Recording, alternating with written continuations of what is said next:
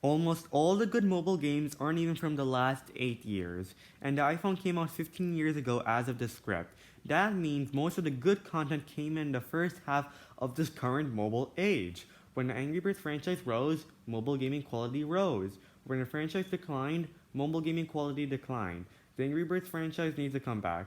Without it, mobile gaming is going to stay in the dark. Which is why I hope these videos on how the Angry Birds games could have been improved will help them bring them back even better than before. Who knows, maybe it might inspire you to dive into this side of gaming. We're going to skip the first game since there's so many versions of it, and Rovio did improve it with their updates, since that is the only game that received such attention. So yeah, there's a point to these videos. This video is going to be focused on space, so let's jump right into it.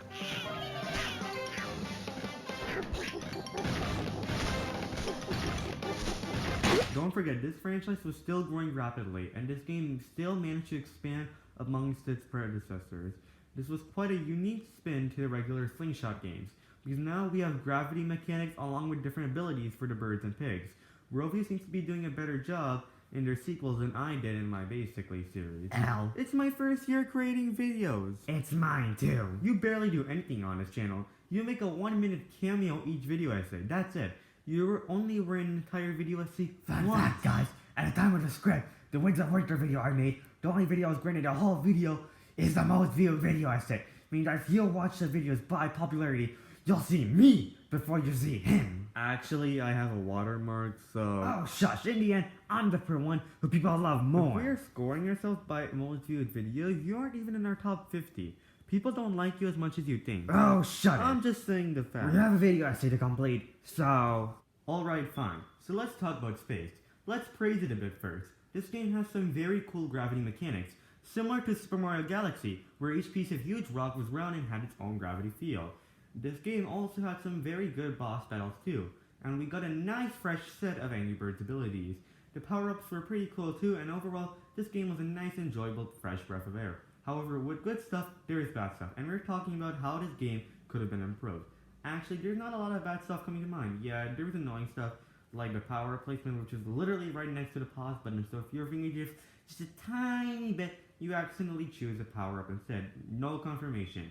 As you expect from such a brief explanation of good stuff, yeah, there is a brief explanation of bad stuff. So, it seems like this will be another video about missed potential instead of just fixing the bad. Let's begin. First, let's talk about this planet, known as X-Steroids. I love all these levels, and I love how different these levels are from all the other Angry Birds games, but there weren't many of them, and I wish that Rovio focused more on these innovative levels. They were so experimental and so fun. For example, just look at this level. Very fun and creative. Let's look at another level. Yet again, it feels so different.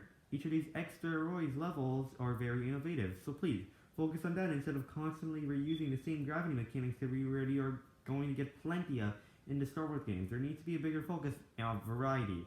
Another thing I want to mention is the early introduction of missions. These mission feature is very cool because it encourages variety. It makes it so that instead of doing a big chunk of levels with the same theme, you do small chunks from each theme. So that way you have fun with all these different mechanics in one day. However, these missions are introduced as soon as you open up the game. What Rovio should have done was to first have us do the entire first planet in order for us to understand the main mechanics of the game, then have us do whatever you want based on our liking and daily missions. There were some planets that were a little bit weird. For example, this planet was pretty much 10 levels, where each level you have to defeat Foreman Pig, but the final level felt so anticlimactic, and this image of the giant pig in ice is literal clickbait, because he isn't even seen in this planet, and is only seen in the food planet. Rovio, just why are you clickbaiting us for this image?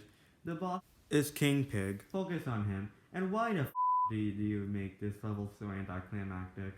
And you complain about my swim. Leave me alone. I remember in Angry Birds Star Wars, in the second Death Star, we had like 7 levels of mini boss battles with Darth Vader before the main big ultimate fight, which was not disappointing at all. But here I didn't even realize this was the final level. Rovio, please fix this when you reintroduce the game. Honestly, this was a pretty bad script I made. I'm done. Look, I'm sorry, it's been more than a month since my last Angry Birds video essay. I was pretty busy and I was kind of being lazy. I'll be less lazy in the future, but for now, goodbye. Bro.